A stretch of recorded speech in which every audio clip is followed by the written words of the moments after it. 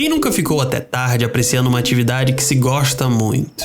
Ficando 1 hora além do combinado, seja com si mesmo ou com outro, não importa. O que interessa é o fato de ter perdurado mais do que devia. Esta era exatamente a situação de Marcos ao sair do cybercafé, ou melhor, Marquinhos, como ele preferia ser chamado. Ele frequentava o lugar toda semana, rigorosamente às sextas-feiras, quando podia se estender nos sites de jogos. E por conta desse tempo a mais, Marquinhos tinha saído logo quando fecharam o lugar, à noite, que para o seu azar significava voltar para casa por um longo percurso no escuro. Não gostavam que as crianças perambulassem tão tarde, era perigoso. Como não? O caminho que o aguardava era uma gélida calçada vazia sob as luzes amarelas dos postes. Ora subia em um aclive, ora descia em uma ladeira. Esquadrinhava o início da sua rua.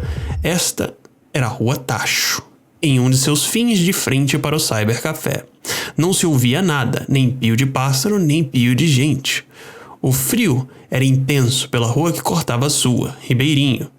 Ainda bem que Marquinhos estava bem agasalhado e com seu boné rosa, nunca o esquecia. Gostava de dizer que era salmão, mas todo mundo que tinha olhos discordava. E logo se enfiou por entre as lojas da sua rua antes que começasse a tremer como vara verde. Foi pela Rua Tacho que aconteceu, onde mudou tudo na vida do pequeno Marquinhos. Foi naquela rua que ele foi abduzido. Mas por enquanto a cabeça dele já se adiantava para o ponto de chegada. Marcos, Pascoal, Cosme! Vinha o início daquela bronca que levaria.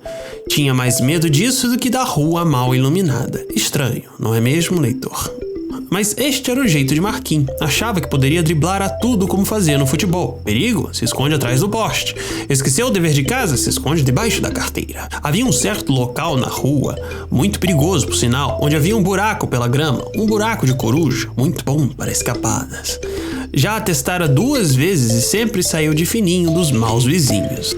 Além do anterior, Marquinhos tinha um método próprio para escapar quando era visto pela encrenca. Ele sempre achou que era um plano infalível, enrijecia a face e fabricava a maior carranca da terra, que só dizia uma única coisa: sou malvadão, não mexe comigo.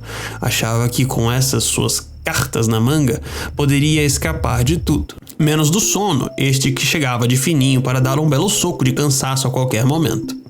Ainda bem que não tinha escola no dia seguinte, e naquele período estava no 4º ano do fundamental.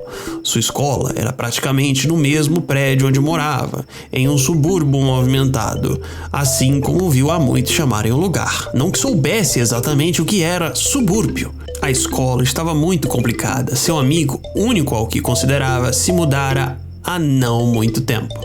Este foi aquele que criou o tão amado apelido Marquinhos, muito mais adequado do que Nanico, ou Toco, ou Carcereiro de Gaiola, como muitas das outras crianças apontavam com crueldade.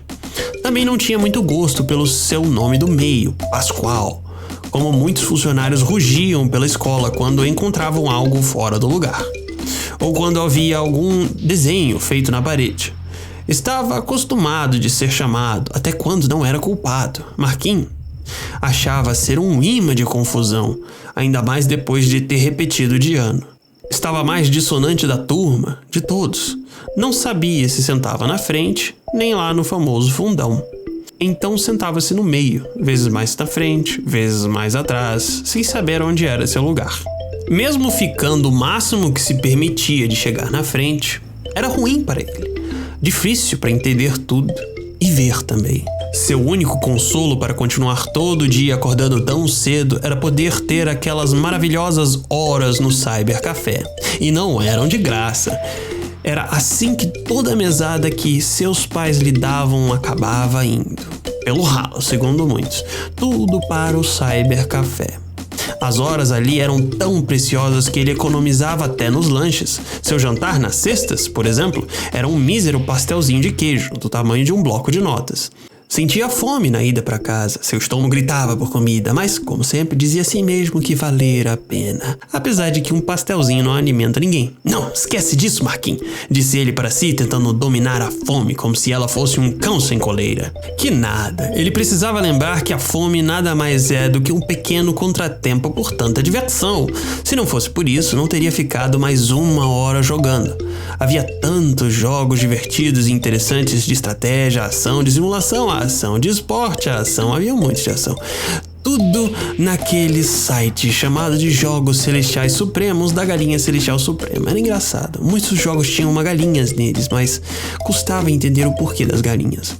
O site era uma biblioteca enorme de jogos grátis que descobrira há algumas semanas e só desbravava o site no Cybercafé, o único lugar com um computador. Não tinha em casa. Com aquela máquina de luz própria, Marquinhos podia ir para muito longe em um piscar de olhos, igual a mágica, às vezes sendo mais ou menos mágico pela velocidade da internet. Mas perdurava muito tempo ali, enchendo algo nele que faltava. Depois de começar a sair naquele horário tardio, sempre avistava um filete cruzando o céu à noite. Uma estrela cadente. Marquinhos passou a parar nesses momentos, juntar as mãos e fazer um pedido. Um único pedido. Era sempre o mesmo. Vinha lá do fundo do coração e era por algo que lhe faltava muito. E a estrela cadente transcorria para longe e sumia, sempre. Naquele dia, não. Ela parou de súbito e virou um ponto branco, luzente e forte. Marquinhos o observou com interesse e confusão. Ajeitou o boné que empatava a visão, enquanto o ponto branco crescia até alcançar proporções preocupantes. Marquinhos teve um sobressalto, começou a correr e gritar na carreira serpenteante e descontrolada. Foi em zigue-zague pela rua, segurando o boné puxado pelo ar. Quando se deu conta, a estrela sumira sem vestígio. Ele se endireitou bem aprumado, rindo de seu pequeno devaneio. Quem sabe o soco de sono tenha sido tão forte que o fez ter alucinações. Até que, com um estalo repentino, uma luz acendeu ao seu redor como um grande holofote vindo do céu. Era muito mais claro que as luzes dos postes, tanto que ofuscava a vista. Oxi, se perguntou Marquinhos ao sentir que seu traseiro estava se levantando no ar. Ele estava flutuando. Era puxado por uma força maior até a origem daquele feixe cegante e para lá não podia olhar, senão seus olhos seriam secados. Adentrou a nave sem o conhecimento de que era uma, o que o apavorava. E ao mesmo tempo fazia sua imaginação ficar aguçada. Aquilo tudo parecia as origens de um super-herói, o que era animador, estupidamente fora de contexto, mas animador.